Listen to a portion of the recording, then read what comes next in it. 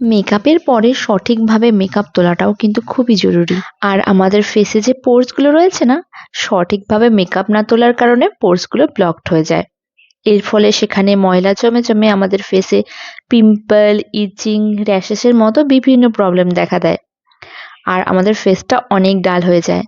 আর যেমনটা তোমরা দেখতে পাচ্ছ, আমার ফেসে কিন্তু খুব সুন্দর একটা গ্ল্যাম লুক করা রয়েছে।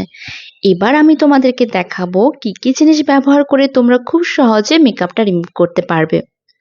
আর মেকআপ রিমুভ করার জন্য সবচাইতে অ্যাফোর্ডেবল এবং সবচাইতে অ্যাভেলেবল একটা অপশন হলো নারকেল তেল। আর নারকেল তেলের সাথে আমাদের আরো একটা প্রোডাক্ট লাগবে, সেটা হলো বেবি ওয়াইপস। তো চলো ভিডিওটা স্টার্ট করা যাক।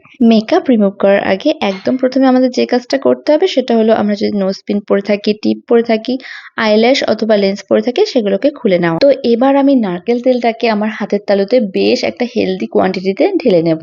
তোমরা কিন্তু বাজার চলতে যে কোনো নারকেল তেলে ইউজ করতে পারো, বাট যদি পসিবল হয় তাহলে ঘরে একটু নারকেল তেল বানিয়ে নিও, সেটা কিন্তু বেস্ট অপশন হবে। তো এরপর আমার দু হাতে নারকেল তেলটাকে ভালোভাবে ঘষে নিলাম এবং সবার প্রথমে কিন্তু আমি আমার আই মেকআপটাকে তুলবো।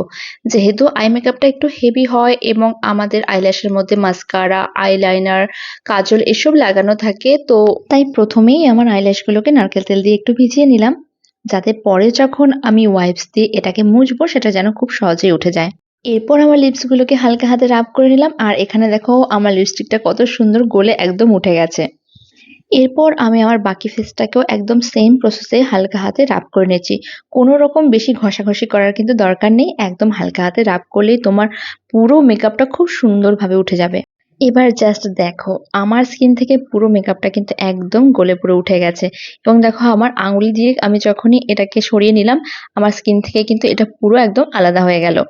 এবার চলো পুরো ফেসটাকে ভালোভাবে ক্লিন করার জন্য আমি এখানে নিয়ে নিচ্ছি একটা বেবি ওয়াইপস, এবং বেবি ওয়াইপসটা দিয়ে আমি আমার ফেসটাকে হালকা করে রাব করে নিচ্ছি। আর এখানে দেখো একবারেই কত সুন্দর আমার স্কিন থেকে কিন্তু মেকআপটা উঠে গেছে।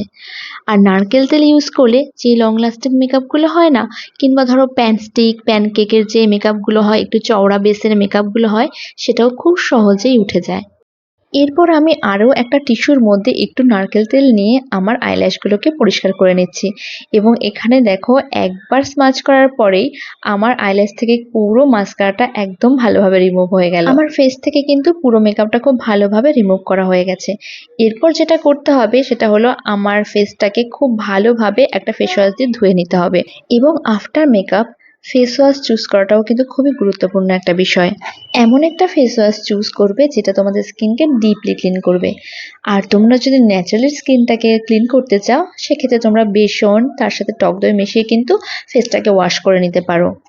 মেকআপ রিমুভ করার পরে অথবা ফেসটাকে ক্লিন করে নেওয়ার পরে আমরা অনেকেই মনে করি যে এখানেই যথেষ্ট, স্কিনে আর বেশি কিছু করার দরকার নেই। বাট না, এখনো অনেক কিছু করার রয়েছে। মেকআপটা তোলার পরে আমরা যে ফেসটা ক্লিন করলাম, এরপরে কিন্তু আমাদের স্কিনের অনেকটা ময়েশ্চার হারিয়ে যায়। তো সেই ক্ষেত্রে আমাদের স্কিনটাকে ময়েশ্চার করা ভীষণ প্রয়োজনীয়। আমি আমার স্কিনটাকে ডিপলি ময়েশ্চারাইজ করার জন্য এখানে গুড ভাইবসের একটা রোজ হাইপ সিরাম ইউজ করছি। এটা আমার স্কিনটাকে ডিপলি নারিশ করে এবং ইনস্ট্যান্ট আমার স্কিনে একটা গ্লো নিয়ে আসে। তো আজকের এই ভিডিওটা তোমাদের জন্য কতটা হেল্পফুল হয়েছে আমাকে কিন্তু অবশ্যই জানিও। টাটা।